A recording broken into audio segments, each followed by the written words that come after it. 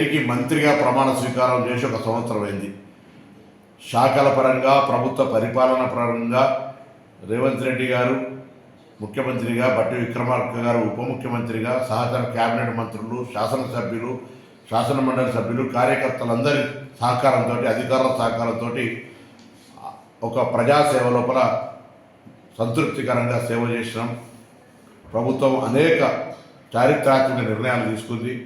ముఖ్యంగా రైతాంగ రుణమాఫీ కావచ్చు, 200 యూనిట్ల ఉచిత విద్యుత్ కావచ్చు, 500 సిలిండర్ కావచ్చు, లేదా తెలంగాణ అక్క చెల్లెలందరికీ ఉచితంగా మహిళలు బస్ ప్రయాణం చేయడం కావచ్చు, ఒక విద్యార్థి నాయకుడిగా గతంలో ఉద్యమించిన హక్కు అయినటువంటి పిల్లల మెస్ ఛార్జీలు పెంచడం కావచ్చు, ఈ విధంగా అనేక రకాల సంక్షేమ కార్యక్రమాలు చేసిన ఈ ప్రభుత్వం తప్పకుండా భవిష్యత్తు 4 ఏళ్లలో మేము ఇచ్చిన హామీలన్నీ పూర్తి చేస్తామనే విషయాన్ని తెలియజేస్తూ, ఆ విధంగా ప్రజలంతా ఈ ప్రభుత్వాన్ని ఆశీర్వదించాలా ఈ మొదటి సంవత్సరం పూర్తి చేసుకుంటున్న సందర్భంగాని కోరుతూ అందరికీ నా హృదయపూర్వక నమస్కారాలు తెలియజేస్తాను.